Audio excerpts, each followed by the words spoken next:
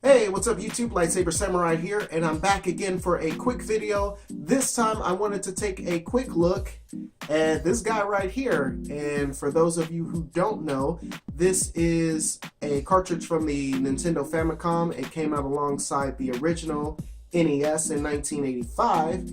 And basically, I just recently picked this up. I was given this by a friend of mine that works at a retro gaming store that I frequent. She didn't know much about the game, and neither did I. So I figured what I'd do is I'd come down here to the game room, dust off the old Retron 5, pop the game in, and we'll take a look and play it, try to figure out what the game's name is, try to figure out a little bit how it plays, and as well as go over a closer look at these weird looking cartridges. So without further ado, stay tuned.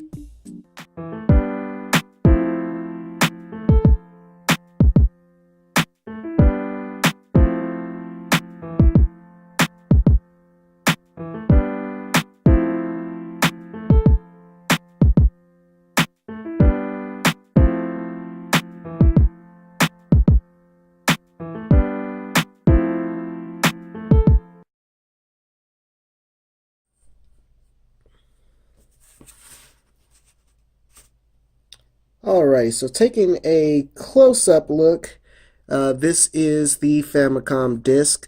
Some of the differences, the first differences you'll notice right away is the size. These things are about half the size as your standard NES cart. The other cool thing I like about it is the design, and specifically the color. If I move out here, this in particular has a nice cool green color, and most of the Famicom games are different as far as, like, they come in a variety of colors, where for the most part the American NES cards just came in that standard gray. Size wise, just to draw a comparison here, this is the American version of, I believe it's pronounced Xerxes, and Nintendo, and if I can back it up there, you see, like, I mean, it's basically half the size of the cart of the NES cart, and then there's the plain gray there. One of the cool things about it, if we flip it around to the backside, you can also see at the top corner there the Jalico insignia, just to let you know who the publisher was. But taking a look at the back, you see here on the left side of the cartridge, you've got what looks to be the standard controls for the directional buttons, A and B to jump and attack. And another cool feature on the right side, you see there's a screenshot of the actual gameplay, and I thought that was really cool. One of the critiques that Atari got in the 80s, and kind of what got them in a lot of trouble as far as the video game crash, and not just them, but a lot of groups like Coleco and a lot of the other systems that came out back in the day, is that the artwork was not indicative of the game that you got in the case at all.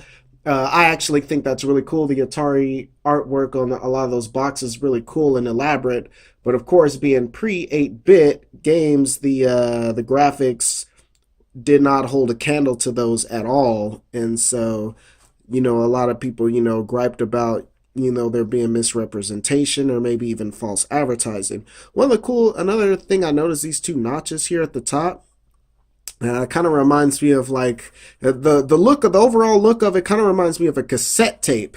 And again, unfortunately, I don't know enough about the Famicom to know if that was on purpose or if there is some kind of significance to that as far as the design.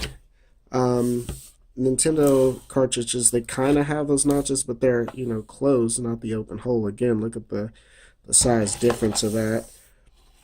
And so, like I said, that's about it as far as the physical properties. The Famicom is a top loader, and so these games fit nicely in the top. And the kind of taking the Nintendo Junior that came out in America later, kind of took a cue from that, from the Famicom design.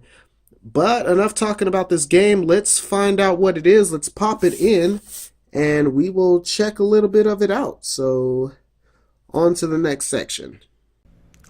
And thanks to the Retron 5, once I put the game in, I learned that the name of it is Biosenshi Dan and Creaser Tono Tatakai. And with that information, I was able to go online. And as soon as I start to Google it, then the name popped up right away. And I was given the wiki for the game. It takes place in the year 2081 during some type of alien invasion. The main character was sent in a time machine from the past. He was sent from the year 1999 to kind of quell the alien invasion and destroy the aliens before they ended up destroying the world. One interesting thing about this game, and it's crazy that I was actually using Xerxes earlier to compare the sizes and the look between Famicom and NES games. Actually, one of the reasons why this game didn't get released is because they thought it was too similar to Xerxes. In this game, as you see here, it plays in a side-scrolling style. You enter these secret rooms where some of the people you talk to, some of the aliens, you'll have to go through different challenges like that to get certain power-ups. You can go to people to get information. I'm talking to the young lady here. I think this is refilling my health or my energy or something to that effect. Just kind of like chilling out. You'll notice there also that they use E for the currency. Is kind of like energy, like you have to collect all the E you can to buy items in the game, and in fact that's just like Xerxes. Same thing there. The E was kind of like the currency in that game. Same thing, you kind of go through these secret rooms and eventually you'll fight the boss. One of the interesting things about this game is you'll notice up in the top right hand corner below, you'll see M.V, and as on the screenshot it's going up, the 488. What that is the boss's health. Now this game doesn't have a timer per se, and it does encourage exploration, but the thing is that the longer you take in the game, that MV will go up. That's actually the boss's health, and the longer you stay in the level, the stronger the boss gets. And in fact, if you're able to speed run the game, then you'll take on a much weaker version of the boss. Having said that, you won't get as many power-ups and things like that, as if you explore it and take your time. You can collect more power-ups, collect more money and things like that, but as a result you'll have to fight a much stronger version of the boss when you get to the end of the level. So I thought that was actually interesting here.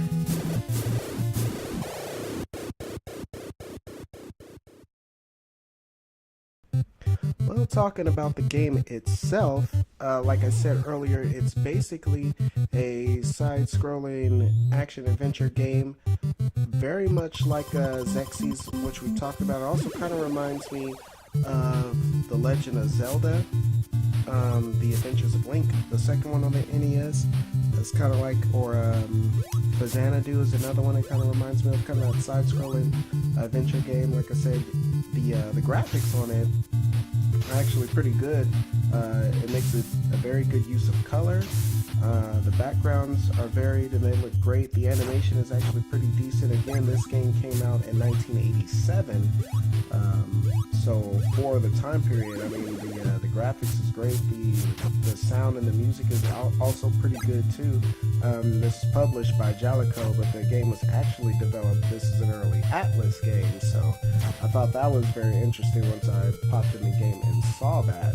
The game itself it's pretty tough though. It took me quite a bit to get through the first level.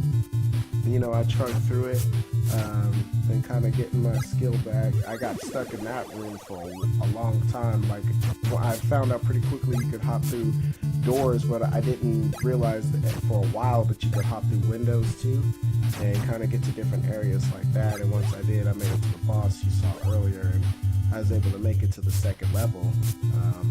But yeah, all in all, this is a very, very cool game, and one that I'd like to eventually beat. So hopefully this will be the first Famicom game that I beat, and I'll be looking forward to playing more Famicom games in the future. Alrighty, people, that's going to do it for this video.